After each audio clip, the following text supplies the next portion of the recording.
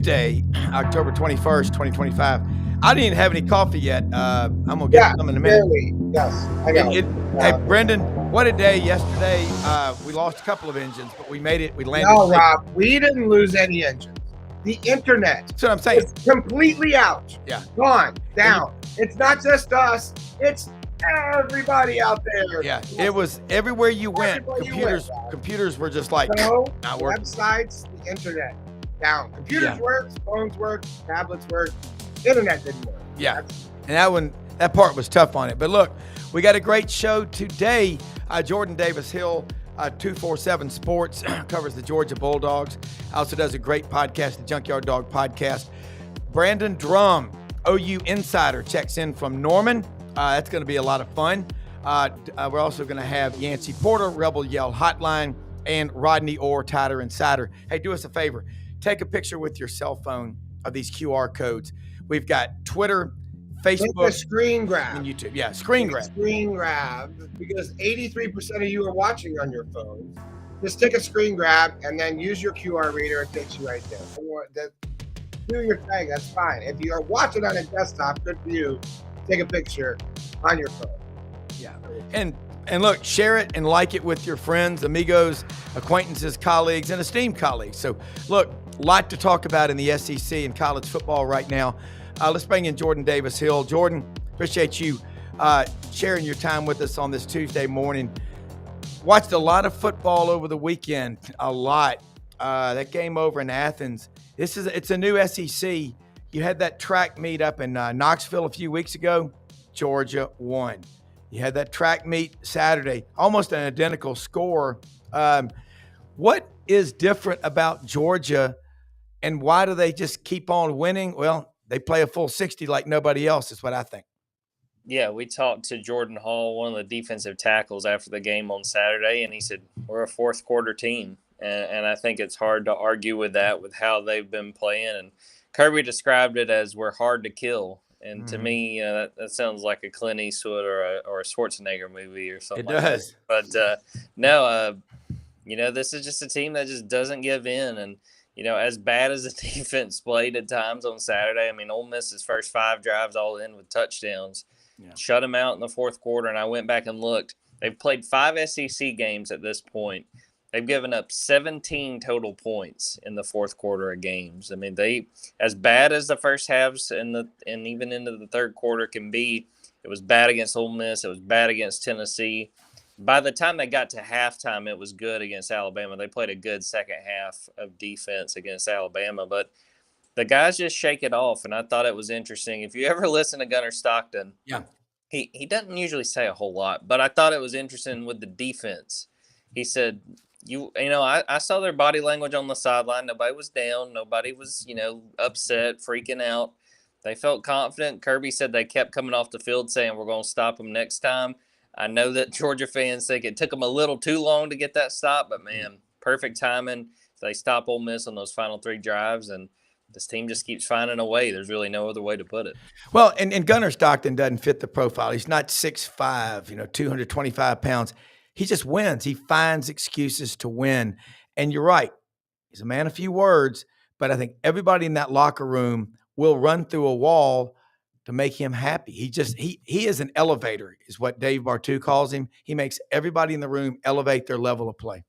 Yeah, and I thought it was really interesting. There were rumors last week, is Gunnar hurt? We had people on our board. Everybody I talked to was like, he's going to be good to go. And then Kirby told us after the game that he wasn't really able to practice Monday or Tuesday. He was dealing with an oblique injury after that Auburn game. Had taken some shots, gotten a little beat up, and he just kind of willed it. And it was interesting to me. To me, this says a ton about Gunnar, that they told him as they were preparing for Ole Miss, all right, we're probably going to run you a lot less than we have. We want to keep you healthy.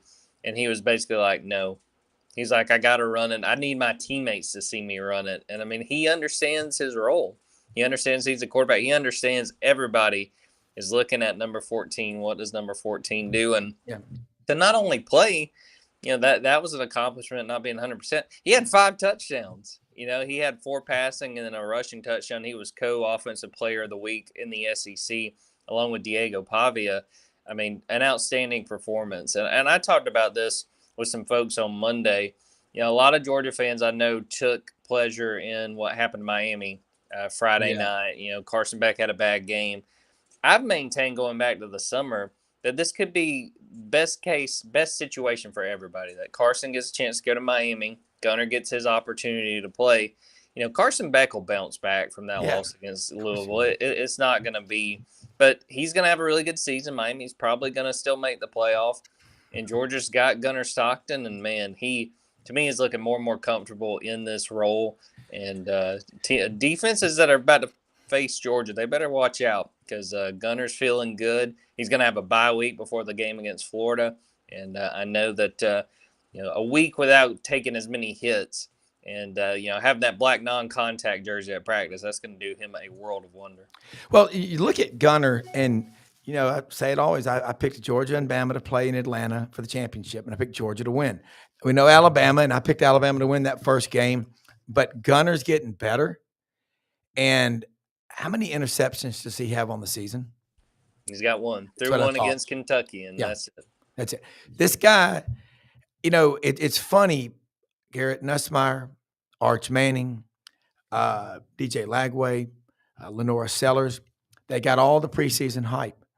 And there are still Georgia people who have voodoo dolls of Mike Bobo. I feel for this.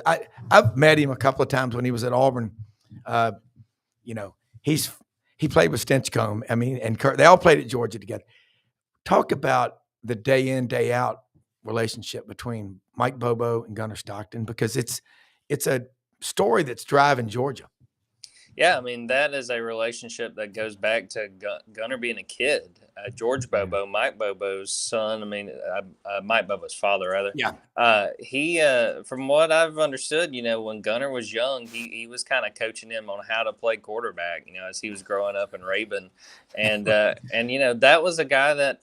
I remember, Rob, I was covering Auburn the year Mike Bobo was offensive coordinator. A lot of Auburn fans were convinced Gunner was going to come to Auburn because Mike Bobo was there. Gunner was committed to South Carolina when Mike Bobo was there. He leaves. And then Gunner winds up committing to Georgia before Mike Bobo winds up coming back there. He was initially back as an analyst. But, that relationship goes back a long way. And I thought that this was a year where Mike Bobo was sort of betting on himself with Gunner Stockton being the quarterback. There were people rightfully frustrated with the 2024 offense. It did not play up to expectations, and I think there was a lot of pressure on Mike Bobo, but I don't know that anyone could have called a better game Saturday against Ole Miss than Mike Bobo did. The punter never came out on the field for Georgia. Brett Thorson had some fun with Gunner Stockton on social media after the game. He unfollowed him. He posted that he had unfollowed Gunner Stockton because he didn't get a chance to punt. But no, he called a fantastic game. I think he's called good games all year. Some tough moments here and there, and but I think Mike has done a fantastic job. And again, that's the offensive line. Saturday was the first time this season they have had a repeat of the same starting 5 offensive linemen. They had continued to have to move guys because of injury. First time they got to do that all year. Offensive line played great. They took care of the football. Again, finished drives. And 17 points in the fourth quarter. It's hard to ask for more than that. It is. I'm going to make a comparison.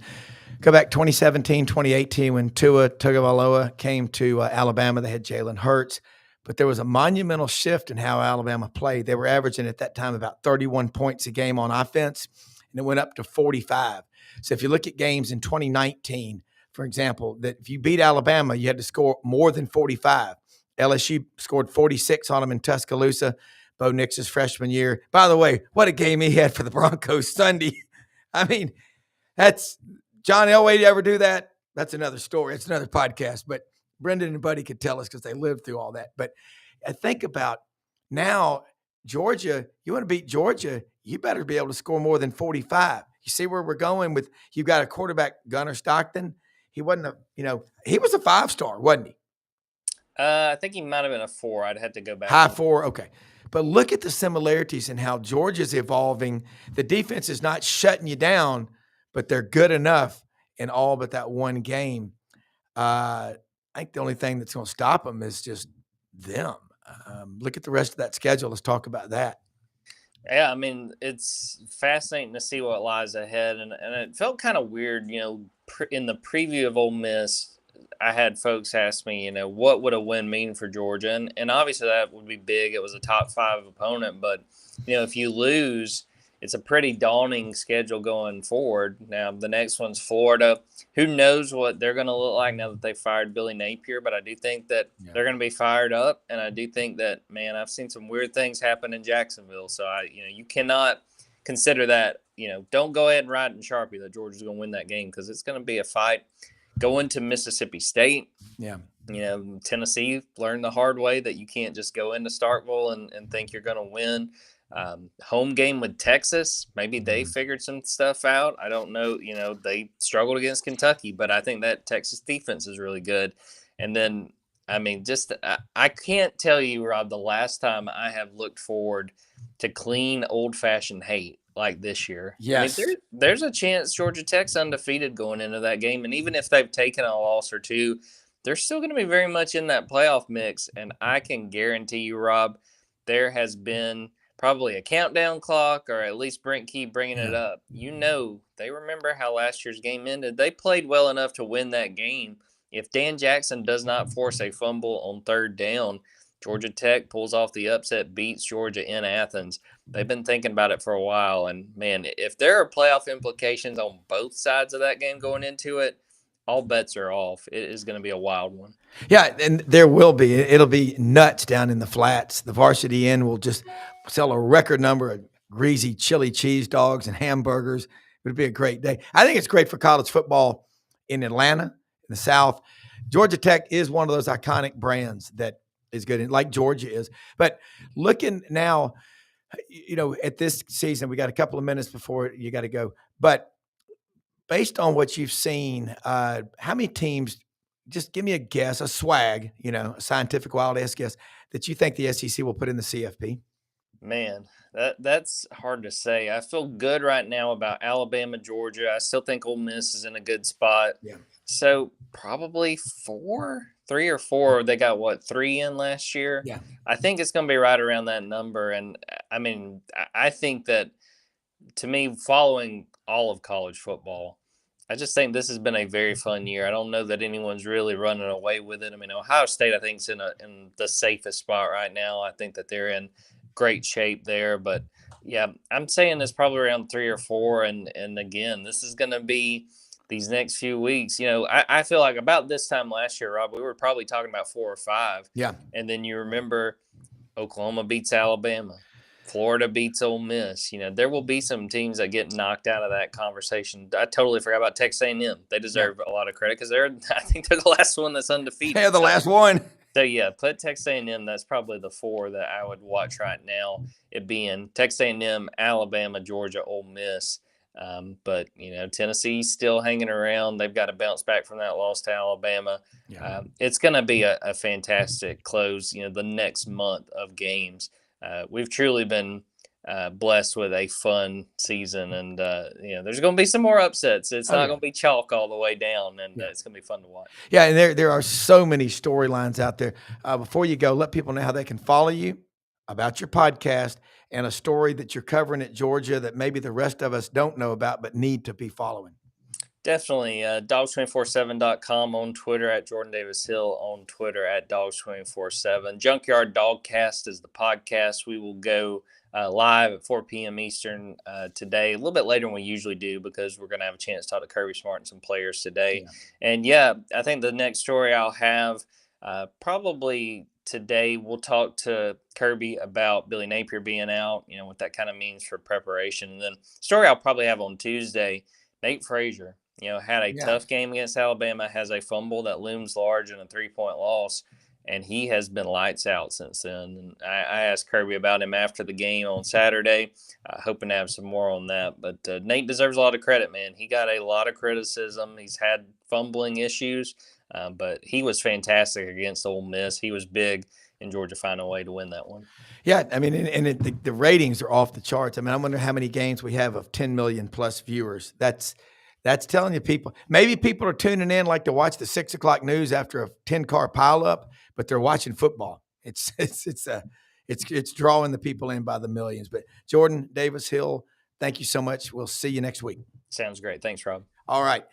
Brandon Drumm, OU Insider, should be joining us here momentarily. I know he was on his way back from Chicago last night, but looking at this conference, top to bottom, last year, SEC with 3, and then, of course, you had Ole Miss, South Carolina on the outside, that in Alabama. But I mean, you got to take care of business. Alabama's late loss to Oklahoma just sealed it for them.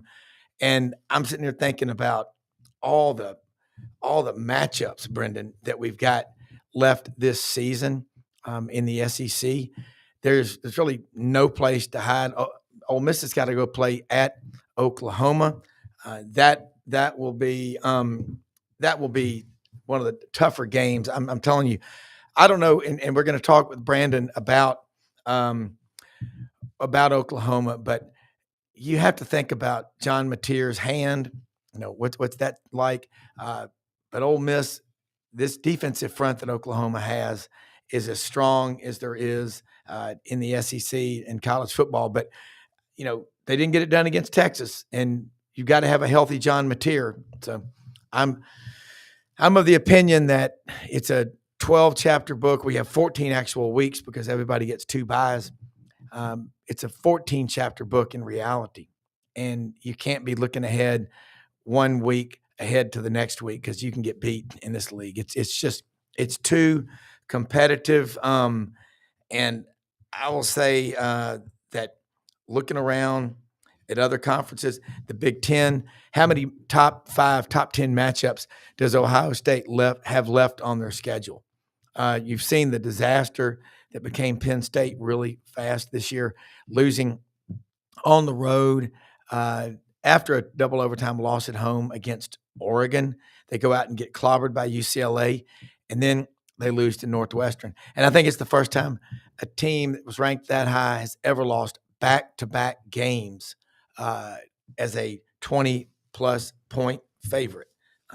That's the problem. So, you know, I'm looking at it and saying to myself, do we have any team out there that's just absolutely unbeatable that nobody can beat? I don't think so. And I'm sending here the link to Brandon Drumm. He had it. I sent it last night. I hope he's got it, but try that. But Brendan, looking on the coaching search thing, there are going to be all kind of names put out there for Florida. And I think there are going to be other openings in the SEC by the end of the season. I don't know what else Auburn people need to see out of Hugh Freeze to know it ain't working. You know, and people might be friends with him. Good for you. Go have a picnic together. But he ain't getting the job done at Auburn, not with what they're spending. Florida raised a lot of money, Brendan, to try to fix the football program. You got a lot of really smart people there that help you. But Brendan, if you have 2 names that really stand out for the next Florida coach, throw them at me. Lane Kiffin and Drinkowitz. Yeah. I think that's what everyone's talking about. I know everybody in Oxford talking about how Lane's not going anywhere. And everyone in Gainesville is talking about how Spurrier was Lane's, he grew up idolizing him. He grew up with the visor. He grew up wanting to do it in a sense. A lot of people think that, you know, the old Stephen or Spurrier may take a trip down there and say, oh, Lane, it's time. It's your turn. You know, is this a potential? Florida fan likes to think yes. Ole Miss fans like to think no. I think that's a toss-up. I think, you know, more than likely, you know, Drinkowitz is a great candidate for Florida. I think he brings that, you know, sort of the fire and sort of the things that I think Billy Napier lacked the most, which was sort of that let's go play football attitude. Let's go win in the swamp. Let's go, you know, like as Urban Meyer describes the swamp, a rocket ship behind you, 90,000 screaming gators. You know, what's better than that? And we'll bring in Brandon Drumm here, who just joins us. Brandon, welcome to the broadcast. You see us and hear us all right? Yeah. I got it. Brandon, I know yesterday you were on one of those, the Griswold family trip coming back from Chicago to Norman. I could tell you were just having a ball. Yeah, You're it back, was. Caleb Williams brought us up to Chicago to go watch the Bears, family friends of ours. So we went up and hung out with them all weekend and spent time watching him play, and then hung out with him after the game for a bit. So yeah, we went up on Thursday, hung out with them for a few days, and then drove down yesterday because the kids were on fall break. Yeah. They actually missed. My middle child actually missed a football game because he chose to go watch Caleb instead. He's 10. I didn't like. Yeah. He's the quarterback, so the team wasn't very happy. But they're cool. They're in the playoffs, so it didn't really matter one way or the other. So Yeah. But yeah, that was the gist. It was a 12-hour trip. It was chaos and fun, I guess, all at the same time. And how many times did they ask, "Are we there yet?" I've been on a lot of those. No, the boys don't. They're 10 and 13. Okay. It's the 2-year-old that does that. Yes. She's ready to get there, and it's not "Are we there yet?" She just spouses out. Yeah, exactly. Well, Brandon, year 2 Oklahoma in the SEC? I got to ask you about. You got Ole Miss coming into town Saturday. It's going to be a hell of a game. Yancy Porter will be joining us here in just a minute, who covers Ole Miss, and I'd like for you to say hi to him when he comes on. We're in a minute, but John Mateer's hand. I know Not healthy. Yeah, you know the quarterback position very well. I met you at media days. Very impressed. Yep. You got a very high football IQ. I know that. Were you in the Air Force? I was. Yeah. Okay. There at Carswell Air Force Base there or Tinker. Dover. I was in Dover in Delaware. My oldest was born in Dover, Delaware, right south of Philadelphia. Okay. So. Wow. Okay. Yeah. So you got a high football IQ. Talk about John Mateer's hand, and would you have played him? I mean, I know you're not a doctor, but I'm just curious. Would you have played him in that game? Was that his decision, or how'd that work? It wasn't his decision. Well, it kind of was. They cleared him. The medical staff cleared him. Yeah. He was able to grip a ball. He used a Nerf ball, which is what in like a stress ball. So he started with like a small stress ball, gripping it to get his strength back. And then the week prior, like he suited up for Kent State, right? Yeah. But he had a brace on. And that was just so if somebody bumped it or whatever, all the celebrations. But didn't play. But the next that weekend he was using a Nerf football that our kids would use to go out and throw to grip to get his grip strength back. So he didn't really do any practice all the way up. But I'll tell you, the people I talked to said they would do it all over again. They would play him all over again. I don't, and they kind of know my feeling on it too. Like, you can tell he's not stretching the ball down the field. Yeah. And he's not doing that because to stretch the ball down the field, you have to have complete control of the football and understand where to guide it. He tried it one time against Texas. Yeah. Once, where it was like more than a 30-yard pass, and it ended up intercepted. Yeah. Now, granted, I don't think Deion Burks gave 100% on that play to go get the ball. Yeah. But it happened. And, he threw an interception to end the first half. So it is what it is. John should have thrown the ball sooner. And since he's come back, he's been a little hesitant throwing the ball because I think he's second-guessing himself with his control of the football. No, I think this week is going to be completely different.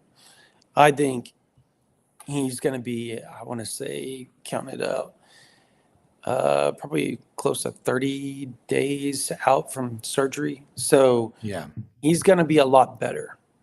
And that's about where you're supposed to be after this to come back, was 5 weeks. Yeah. So that's where he's at. He's at 4 or 5 weeks. He's going to have his grip almost all the way back this week. So I would assume they're going to stretch the ball down the field. They tried a little bit against South Carolina. They did a fake pop screen where he threw it about 35 yards in the end zone. It was a frozen rope too. So he guided it. He put it on a spot. Yeah.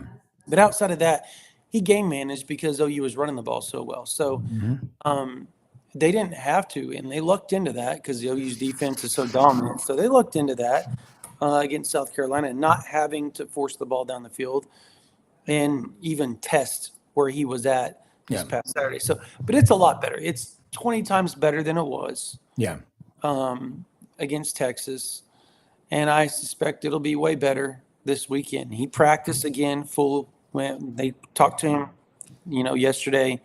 Got full access media post practice. So when he was injured, he wouldn't talk to the media. Yeah.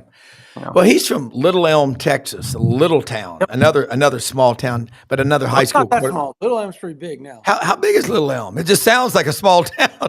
It's probably about it is about 40,000 people. That ain't little. Hey, I live in Parkin, Arkansas, 1,000 people, right outside of Memphis. We live in Memphis, but we're in Parkin most of the time, which is maybe 1,000. The census needs to be updated. Farming community. I mean, rice, beans, corn. It's rural, and there's, a lot of towns like that in Arkansas. I understand that area. Yeah. Yep. But Brandon, looking at the SEC right now, this Oklahoma defensive front, and Ole Miss is coming in. You know what they like to do? It's a track meet. We just talked to Jordan Davis-Hill, covers Georgia for 247. I think Georgia's kind of becoming like Alabama in 17, 18, and 19. They went from averaging 31 to about 45 points a game. Ole Miss will score a lot. Defensively, they do struggle to stop the run. So you're Oklahoma. What do you want to do against this team? You want to run the ball. And look, Oklahoma struggled to run the ball this year. Yeah. Outside of this past weekend. Now, I'm going to let me go back a little bit. They've ran the ball well at times. They've just never put 2 games in a row of good running. Last weekend against South Carolina, they dominated South Carolina with the running game. I mean, Torrey Blaylock just won SEC Freshman of the Year, or Freshman of the Week, excuse me, Offensive Freshman of the Week, and he's OU's running back. He had 101 yards on like 15 carries. Then you had, obviously, Xavier Robinson, the other running back, who had, I think he had like 6-7 carries for 60 yards or something to that extent. Mm-hmm. He had a big 25-yard run to start. Like his first carry was for 25 yards, and then he just went 5-6, yards a carry after that.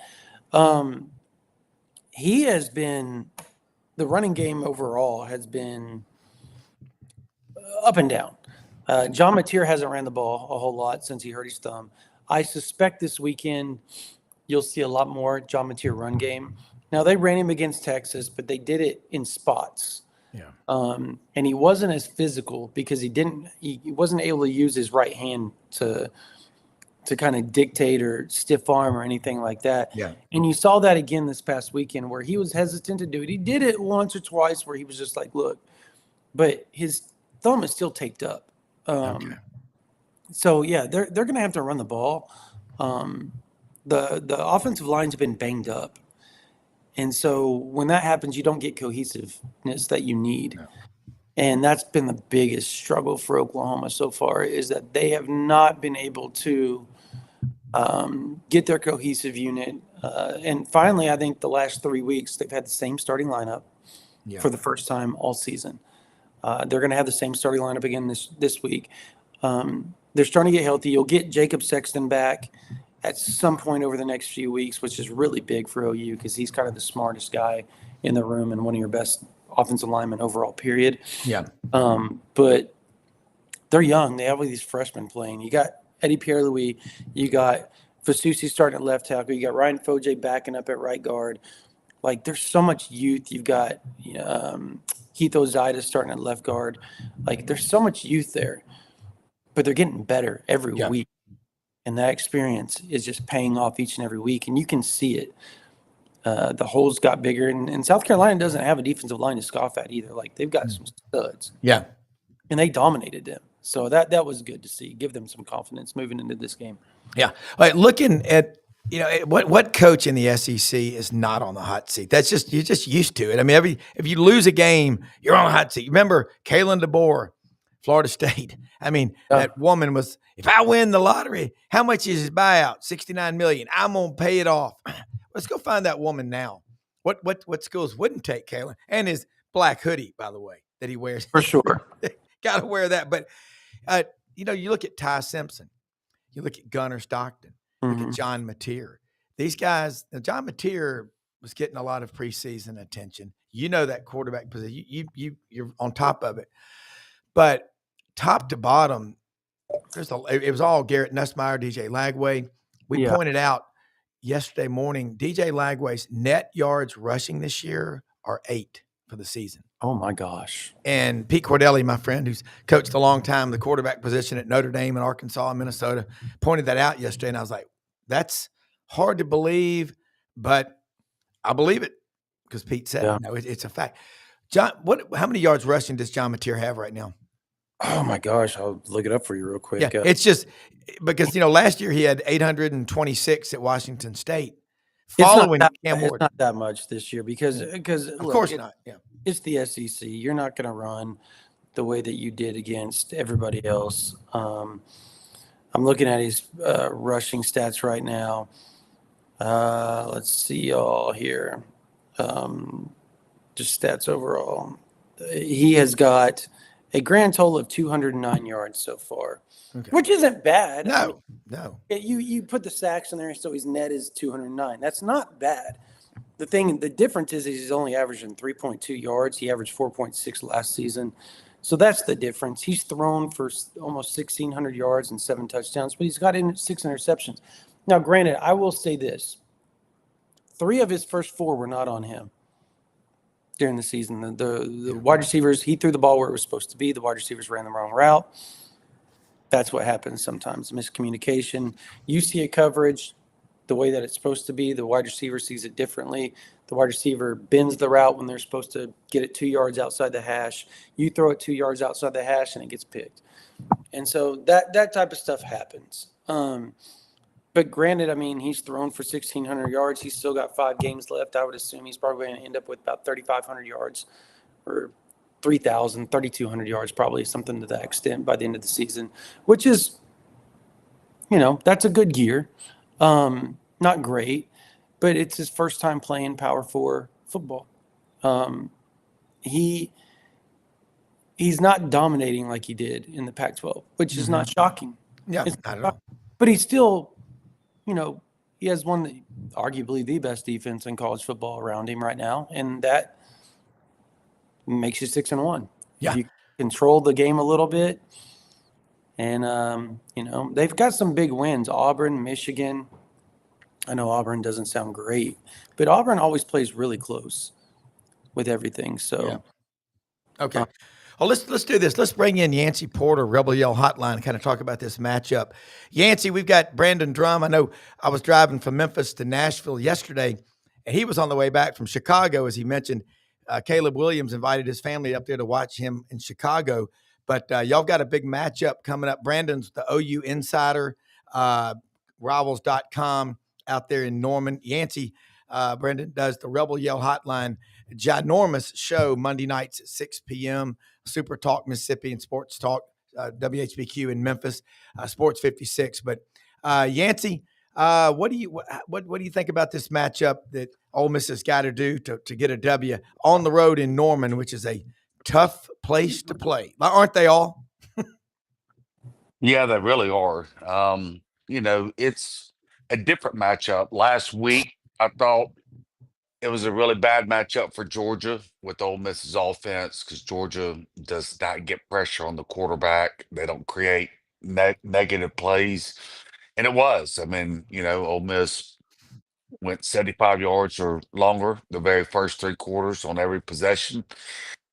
And then this week, you're playing an Oklahoma team that's the opposite, right? They lead the country kind of like Ole Miss did last year in sacks and negative plays, and very similar defense to Ole Miss's last year. So we'll see. On the other side, Georgia's offense, is much better than Oklahoma's offense, right? Let's be honest. Just like Oklahoma's defense is much better than Georgia's offense. So last year they faced a very elite offense that's really playing at a high level. Auburn did a heck of a job against Georgia's offense.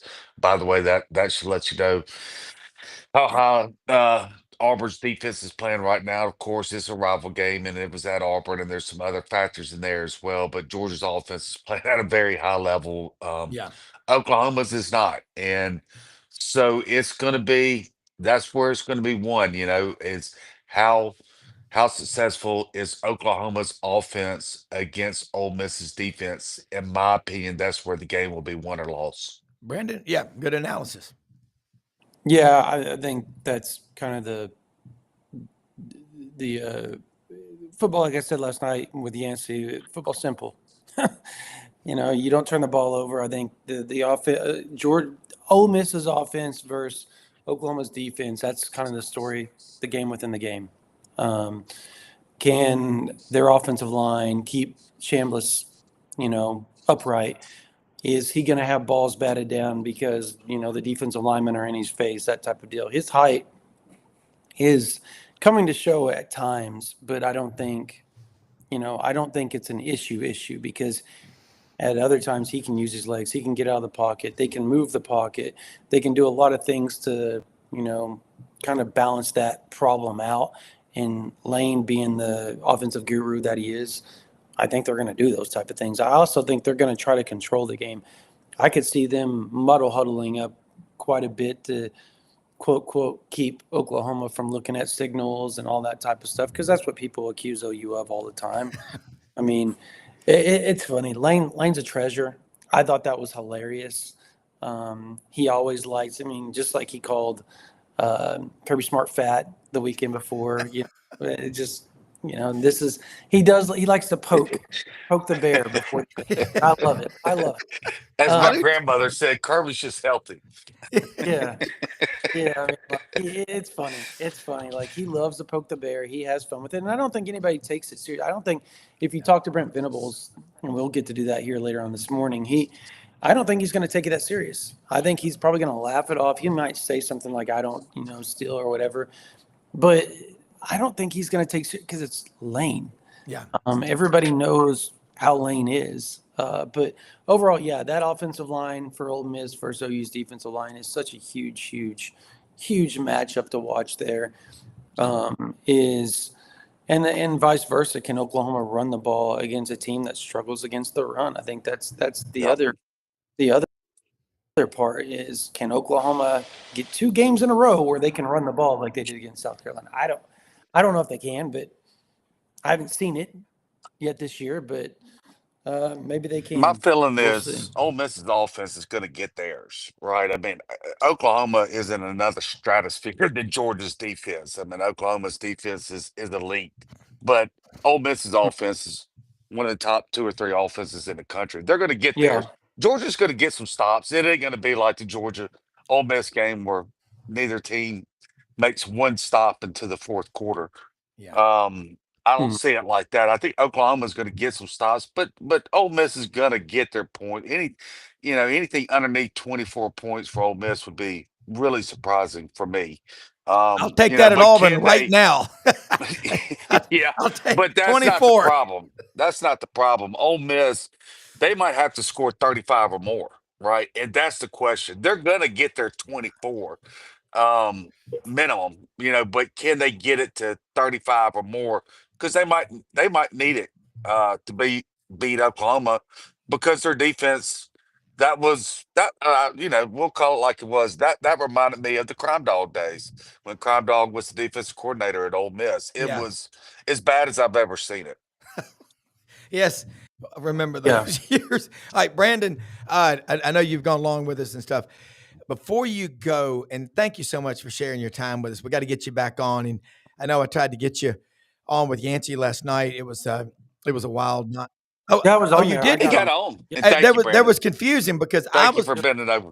Yeah, I was driving, and my wife Audrey was trying. I said, "Can you handle that?" And driving to Nashville, and it said you could. So sometimes those audio text, by the way, the Siri audio text, the grammar makes people think that you never went to school a day in your life, because that's where I lost things. But thank you, Brandon, so much. That is a great show. Tell people how they can follow you and keep up with you and what you're talking about, and kind of leave us with a storyline at Oklahoma that you're covering that the rest of us out there better be paying attention to. And I'm a big Brent Venables fan. I think he's an elite defensive coordinator. He may one day be up there with my man from Epps, Alabama, Bill Brother Oliver, who I think is the greatest of all time. Yeah, right now we're covering – there's a lot of recruiting going on. Oklahoma has the number 1 recruiting class in 2027 right now. Ole Miss is up there as well, one of the top 4 or 5. But right now we're covering essentially the Oklahoma high school ranks in 2027 is probably the greatest class we've ever seen. They've offered 12 players from that class, the 2027 OK Preps class. And if you go to the On3 rankings, they're seriously, like literally they are, I would probably say, have 6 in the top 300 in that class and probably 8 in the top 400, 450-ish, maybe 9. It's something crazy. It's an insane class, and that's probably why OU will end up with the number 1 class in the country, at least top 2 or 3 at worst. But yeah, that's what we're covering. A lot of things going on there with NIL right now. And then obviously on the field, just Mateer's hand. I think that's the story. It's his hand. Is his thumb. Is it 100% one way or the other? And we're not going to know that till He might not have to use his hand much. He can't just use his legs against this Ole Miss defense. Brandon, I'm going to throw it out there. I got a name for a brand new bar I think might be famous one day in Norman. Mateer's Hand Bar and Grill. There you go. Right. There you go. Yeah. Well, appreciate you all. Thank you Enjoyed so having much, you on the show too, Brandon. You take care. Yeah, you're a trooper after 12 hours on the road with the kids, man. Thank you so much. We'll see you soon, okay? Yeah. All right, buddy. Bye-bye. Y'all take care. Rodney Orr, TiderInsider, joins us right now. Folks, newsflash. It's only $48 a year, no matter where you live in the world. You could live in Borneo, Sumatra, Jakarta, Indonesia. You can get TiderInsider there, I think, Rodney. You'll put them on the emails, online, the newsletter, everything. Rodney Orr, one of the best correspondents that covers Alabama and college football in America. Again, Yancy Porter, Rebel Yell Hotline, and executive producer Brendan Martin, who's driving the ship right now. Rodney, Alabama, man. The cigar smoke still in the air there in Tuscaloosa. My intern Oakley was there with his dad to watch that game. Takeaways from that, and were you excited when Joey Aguilar threw that little out route at the 2-yard line and watched that 98-yard pick six? That got that crowd kind of excited, didn't it? Yeah, I got them worked up. I think it's probably, I would say, the second loudest eruption I've ever heard in Bryant-Denny Stadium. The loudest I ever recall was 2009. Tennessee was lining up to kick the winning field goal there. And I'll never forget Gary Harris, who, of course, you have on the show, I think, later this week. Yeah. He's standing there and he says, "Well, boys, we're getting ready to go down." And about that time, you hear a thud. Cody blocked it again. Yes. And that was the loudest eruption I've ever heard at Bryant-Denny Stadium. I thought the thing was going to collapse. I mean, it was crazy. Well, I remember that game. So it was but no, Saturday night was again, it wasn't a perfect performance by any means. Tennessee had chances. Alabama just did a really good job of making critical plays on both sides of the ball when they had to. Tennessee didn't make those. Alabama was a perfect 4-4 in the red zone. Tennessee was 2 of 5. We said in our preview, inside the 5 preview, some of the keys. One of the keys was, which team scored touchdowns, finished drives with touchdowns. And Alabama did that. They had touchdown drive in 99, 91, I think 69 and 75. So they had 4 drives that they finished. Tennessee didn't finish those drives. Bama made some critical plays defensively. And they limited Tennessee's explosive plays. Yeah. So I thought all of those were real big keys in Alabama's win. Yeah. And also just looking at the numbers on these college football games this year, Rodney and Yancy and Brendan knows this TV business better than me. I know that. And all of us, the numbers are strong. The games are exciting. But it's been this way for a while. So before I go back to Yancy, Rodney, let me ask you a question. I compared what's happening at Georgia in a way, except when they played Alabama, of course. But they've gone, remember Alabama 17, 18, those seasons, they went from averaging about 31 points a game to 45. Georgia's doing that. So those great defenses, they're good enough to win most every game, but you're not shutting people down like lockdown defenses. You look at Kalen DeBoer, the job he's doing, and I got to give you credit. Ty Simpson, Yancy, we've watched him, Rodney, we've watched him trend up. The coach's son, fourth-year junior from Martin, Tennessee. Was it 1 or 2 interceptions on the year, Rodney? One, I think. He's got a couple of fumbles. Okay. Gunner's got 1 too at Georgia. And you look at all the quarterbacks that got the hype preseason. Is it better to just be kind of in the background, in the weeds, than being on the hype train? Well, again, I think it just all depends. I mean, I think, with Ty, it was just a matter of he had 0 experience. He came in this season with 50 passes in his career, just hadn't had the opportunity. But I think that was good for him. Ty wasn't ready, to play earlier in his career. His time on the bench, he gained a lot of maturity. He handled it the right way. Was it a struggle? Yes. Did he probably have second doubts or second thoughts many times? Probably so. Who wouldn't? Yeah. But he battled through it. He stayed the course, and then all of a sudden he got hooked up with Ryan Grubb. Yeah, and I think Ryan Grubb has really kind of turned him around, kind of brought out all of his best qualities. Because there's never been any doubt that Ty Simpson had all the tools. Yeah, I mean, he's got all the tools. The question is, it comes down to how do you use those tools, and it's between the ears. Yeah. And I think that's where Ryan Grubb has really kind of developed Ty Simpson to this point. Yeah, Ryan, I would like to know. I would really like to know how much of a factor Ryan has been in his development this year. It's amazing, just getting him back there with DeBoer, excuse me, the difference in that offense. Obviously, missed him a lot when. What was it? Ryan was at Seattle last year. Is that right? I can't remember. Correct. Yes. It's just it's just kind of like Batman and Robin, and obviously Ron's Batman, and excuse me, Robin, and DeBoer missed him tremendously last year.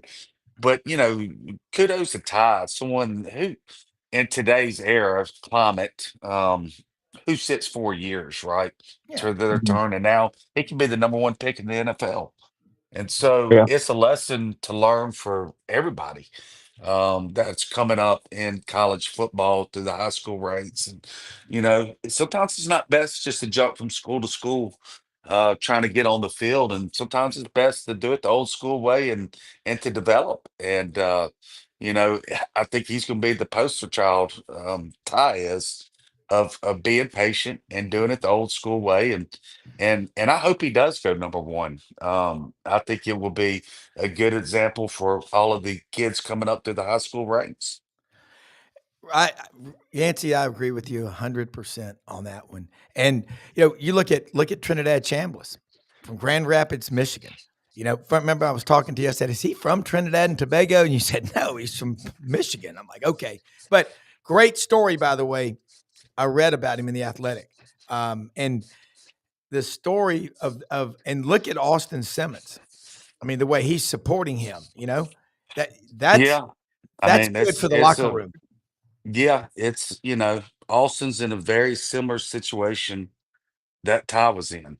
This is year 3 for Austin, and it was supposed to be his team, and then he gets hurt, and Trinidad just comes in and lights it up. And it's going to be interesting to see. Does he take the Ty Simpson route? And it's going to be wide open for him next year, unless Trinidad wins an appeal for 5th year. But even if he does, Austin's still got the tools to win the job. What does he do? Does he chase another school and goes into a new system with a new quarterback coach and a new coordinator and a new head coach and new teammates, or does he try to battle it through like Ty did? We'll see. Yeah. Well, and you look, Rodney, looking at Alabama and looking at the rest of the schedule, you can't look past the next opponent. We live in a world where I'm looking outside. The sun came up this morning, and I'm in Nashville. Vanderbilt is in the top 10. The last time that happened, I think Harry Truman was in the White House. Am I correct? You might be. I'm serious. I'm surprised it was that soon. Yeah. Uh, I mean, and Really. you look at Vandy, it's not just all on their quarterback. Yeah. He's getting all the headlines. Look, you talking about key plays, right? For Alabama, Vandy scores there to go up 14 points, which Bama forced a turnover there to flip the game, and Vandy could be undefeated. I mean, they played toe to toe with Alabama. That score was not indicative of the game whatsoever. I mean, Vandy is legit, Yeah. and there are no dominant teams. I mean, I think Alabama and Georgia and Ohio State are playing the best ball in the country right now. But you look at Georgia's defense is bad. Let's just call it what it is. So Yeah. do you really trust them to be a top 2 or 3 team with that kind of defense? But their offense is playing so well right now. Yeah. And who would ever guess, thunk that in a Kirby Smart era or team that their defense would be just playing out bad and their offense playing so elite. So kudos to Kirby to be able to win in different ways. And kudos to Georgia for being so gritty and tough. I know everybody gets so sick and hearing of it, but Ole Miss's first 3 quarters, they go 75 plays or more every single possession. In the fourth quarter, they go 3 and out 3 straight times. They Yeah. start running some middle blitzes, looping the ends, looping the linebackers, did some different stuff, not to create sacks, but put some pressure on Chambliss. And look, we'll call it like it is. Chambliss missed some throws, some big throws there in the fourth quarter. Yeah. There was a drop ball by the wide receiver, but Georgia started creating some pressure, which they didn't even sniff to in the first 3 quarters. So, Georgia's one of those teams, unless it's Alabama, which they Yeah. just can't seem to beat, Yeah. that they're hard to put away. They are. They're like Freddy Krueger. Speaking of that, it's close to Halloween. Rodney, we got a few minutes before we got to wrap it up. Tell us right now some stories you're covering that need to be paid attention to, like Yancy does with Ole Miss at Alabama, because a lot of football left to play. But, man, I think that woman that wanted to spend $69 million to get rid of Kalen DeBoer, if she won the lottery, should give that money to Alabama NIL. Rodney, what do you think? Yeah, that'd probably be a pretty good idea. No, I think right now it's like we said. I did a little column, little piece. No time to celebrate. Put the cigars down. It's time to focus on the next one. And the reason is Alabama's been in this position with DeBoer before. I mean, we've seen it. He'll admit that. You go into Vandy last year, coming off a big win over Georgia, and you lay an egg. And we saw what happened after the LSU game last year. Laid a huge egg against Oklahoma. So you've been in this position before. After streak here, an epic run, Alabama's won 4 straight against SEC ranked teams. I don't know that that's happened before in terms of with an open date, not having an open date. Perhaps it has. Gary Harris tells me Auburn might have won 5 in a row at one point under Dye without an open date, but I'm not sure about that. But anyway, regardless, it's an epic run that they're on right now in a gauntlet. It's a real gauntlet. Yeah. So what do you do now that you're facing a team that's lost 4 of its last 5? They're downtrodden. There's a lot of negativity around their program. How do you respond to that? Do you just kind of take it easy and cruise this week? Because if you do, then you go over there and there's a good chance you might lay another egg. Correct. Hopefully not. I don't think they will, in terms of take it easy and cruise and all of that and kind of get caught up in all the hoopla. They need to win this game and get to the bye. And then all of a sudden you start preparing for LSU, Oklahoma, and Auburn down the stretch. Yeah, and looking at that back end of that schedule, you're right. There's nowhere to hide, nowhere to run. Remember that great song by Martha and the Vandellas, which we could play that kind of music, but the YouTube world and podcasting, they don't allow it. We would be censored and sent to a gulag in Siberia. But guys, for both of y'all this season, y'all's coverage has been spot on. I mean, you're the patient ones, and people pay attention to what Yancy Porter, Rebel Yell Hotline, Rodney Orr, TiderInsider are saying. I think this season, from a TV rating standpoint, I'll give y'all each 30 seconds, is going to be one of the better ones in the last decade. Yes or no? Easily. It's parity now. NIL portal is there are no great teams, right? There's good teams, but there are no great elite teams. Yeah. And it's like the NFL, and that's why the NFL is the most popular sport there is, period. When anybody can win on any given Saturday, instead of having 3 or 4 dominant teams, it makes it more interesting. Yeah, we need to start having that Al Pacino any given Sunday locker room speech before the game. That's one of the best ever. Rodney, agree or disagree about the TV? No, I totally agree. I think he put it well. I mean, I think Yancy put it perfectly. It's again, everyone's got an opportunity. It's every Saturday. That's why you have to, like I said, you go to South Carolina this weekend, you better be ready to play. Yeah. It matters to them too. It just means more in the SEC. It just means more. Everybody thinks they have a chance now. Hey guys, great stuff as always. We'll do it again next week. Let me wrap up, say something about our sponsors. Look, you got to get a car, a truck, an SUV. Anxiety. It ain't the doing in life that's so bad. It's the dreading. Call Brad Bellamy, the general manager at Landers Ford, Poplar and Houston Levy, where Collierville and Germantown come together. Look, if you didn't buy your last vehicle from Landers, it's true. You paid too much. And get out there. The Broncos. They've got the Sasquatch off-road Broncos. They've got the Robin Egg Blue Broncos, the retro Broncos that the ladies love. And they look great. Service department open every day of the week except Sunday. The whole business is closed on Sunday because, as they say, the day means more than the dollar. You get out there. Don't get stressed out. Buying a vehicle, you get $500 off for SEC Sidelines audience members, and they've got a huge inventory on the lot. Right down the street from our good friends at Hewlett & Dunn Boot and Clothing Company on the historic square in Collierville. If you love great-looking boots for men, women, and kids, they've got over 7,000 pairs, the best brands. And if you want boots to be refurbished, they've got bootiers in Mobile that they send them to and a couple other places. They will look maybe better than they were the day you bought them. They've got a huge selection of Barber, Filson. I've never seen more duckheads in my life. And they've got everything duckhead makes. They've got it, okay? Pendleton, Schaefer, and these Barber bags, the STS purses, the Pendleton shirts, the jackets. They've got everything open every day of the week except Sunday on the historic square in Collierville, Tennessee. And Rumble Boxing, Union and McLean, Midtown Memphis. How you fight is how you live. The classes open up at 5 in the morning every day of the week, 5:30, 45-minute sessions.